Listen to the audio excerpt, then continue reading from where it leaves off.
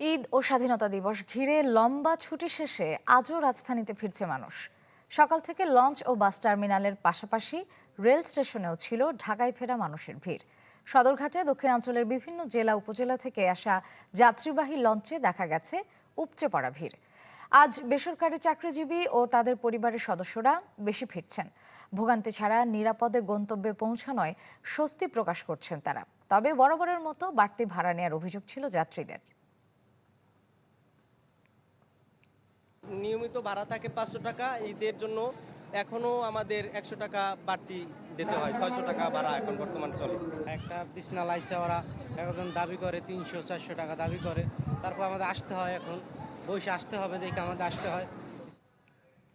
ঢাকা ফেরা মানুষের আরো খবর জানাতে রাজধানীর কমলাপুর রেল স্টেশন থেকে যুক্ত হচ্ছেন সহকর্মী আবির হোসেন। যাচ্ছি তার কাছে। আবির, আমাদেরকে জানাবেন যে যাত্রীরা ট্রেনে করে ঢাকায় ফিরছেন তাদের কোনো অভিযোগ আছে কিনা রেল সেবা নিয়ে?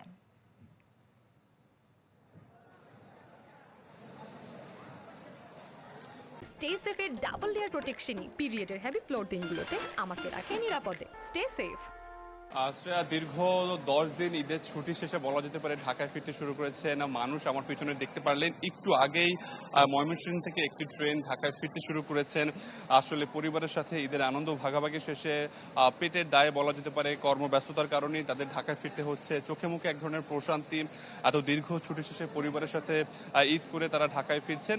এবং আপনি যে প্রশ্নটি করলেন যে কোনো অভিযোগ আছে কিনা, সকাল থেকে স্টেশন মাস্টারের সাথে কথা বলেছি, তিনি বলেছেন সকাল থেকে প্রায় 6টি মানে এইটি সহ 7টি ট্রেন কমলাপুর স্টেশনে এসেছে। তেমন কোনো অভিযোগ নেই, প্রতিটি ট্রেনই যথাসময়ে এসেছে, তেমন কোনো বিলম্ব হয়নি বা অতিরিক্ত ভাড়া বা কোনো ভোগান্তি তেমন কোনো আমরা চিত্র দেখতে পাইনি। খুব স্বাচ্ছন্দ্যেই তারা আসলে বলা যেতে পারে তাদের যে ঢাকায় ফিরছেন তেমন কোনো ভোগান্তি চোখে পড়েনি।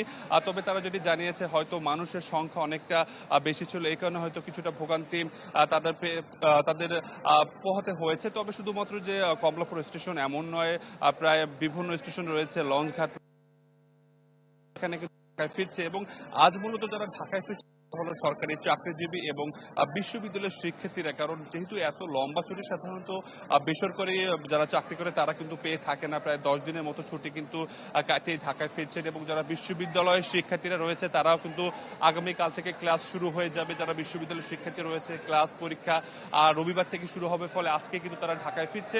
তো কমলাপুর স্টেশন থেকে আমরা দেখতে পাচ্ছি যে আসলে খুব স্বাচ্ছন্দ্যে তেমন কোনো ভোগান্তি ছাড়াই মানুষ কিন্তু ঢাকায় ফিরছে। ধন্যবাদ আবির।